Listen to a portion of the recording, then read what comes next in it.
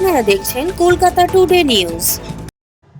সাংসদ অভিষেক বন্দ্যোপাধ্যায় সবসময় আমাদের বিষ্ণুপুরের পক্ষে থাকেন, সঙ্গে থাকেন, আমাদের সহযোগিতা করেন এবং এই মাঠ দৌলতপুর যুব সংঘের মাঠকে তিনি পয়া মনে করেন এবং মমতা বন্দ্যোপাধ্যায় একইভাবে যে বলেন যেটা আমাদের পয়া মাঠ, এটা আমাদের কাছে লাকি এবং সেই মাঠে ওনারা উপস্থিত হতে পারলে ওনাদের ভালো লাগে।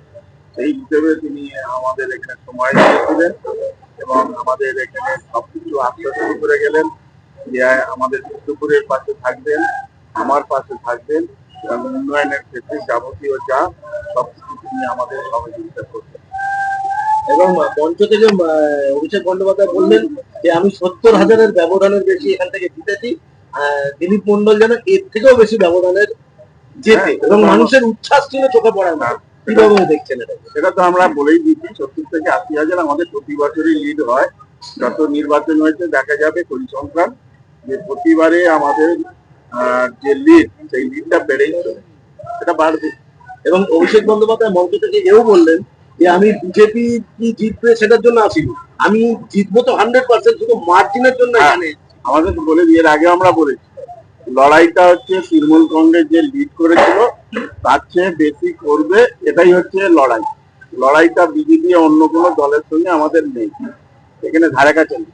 দাদা, আপনি 5 বছরের বিধায়ক, সেখানে থেকে বহু কাজ করেছেন এখানে, এখনো আপনার মনে হয় কাজ তো কখনো শেষ হয় না, এখনো আপনার মনে হয় যে কি কি কাজ বাকি আছে? তো আমি এর আগে বলেও দিচ্ছি, আমাদের ইস্তাহারও দিয়ে দিচ্ছি যে একটা নতুন কলেজ যাতে করা যায়, একটা স্টেডিয়াম, এম ব্লকের যাতে বিডিও অফিসটা ওখানে নিয়ে আসা যায়, দুখানা থানা, হোল্ডলেন সেরকম করা, তারপরে চড়িয়াল খালের ওখানটা আমাদের ক্যামেরা বেসিকানে ওখানে সুইচ গেট একটা, এইভাবেই আমরা বিভিন্ন কাজগুলো আমরা করতে চাইছি, যে কাজগুলোর মধ্য দিয়ে আমাদের আগামী দিনের একটা সুন্দর আদর্শ একটা বিধানসভা যে বলতে যে জায়গাটা দাঁড়ায়, সেই জায়গা থেকে আর একটা ইলেকট্রিক চুরি।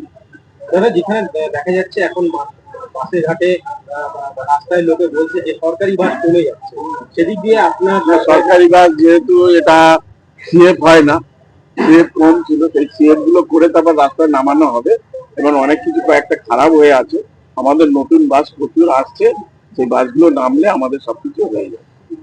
তাহলে সাধারণ মানুষ গ্যাসের দাম বেড়েছে বলে অটোওয়ালারা সাধারণ মানুষকে ভাড়া উঠাওয়াটা চাইছে, মানুষ উল্টোপাল্টা কেউ চাইবে না, একটা লিমিট যাতে করা যায় তার জন্য আমাদের নির্দেশ দেওয়া হচ্ছে। সেটা পরিবহন নিয়ে আরেকবার যদি বার্তাটা দিবেন, যারা পরিবহনের সমস্যায় রাজ্যবাসী, রাজ্যবাসীর কাছে আমরা বলবো একটু আমাদের সময় দিন, সুযোগ দিন।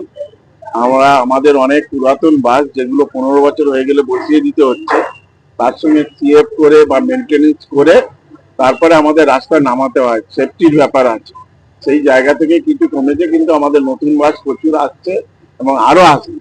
সেই জায়গা থেকে পরিবহন যে ব্যবস্থা, সেই পরিবহন ব্যবস্থার মধ্যে মানুষের আমরা পরিষেবা দিতে পারি।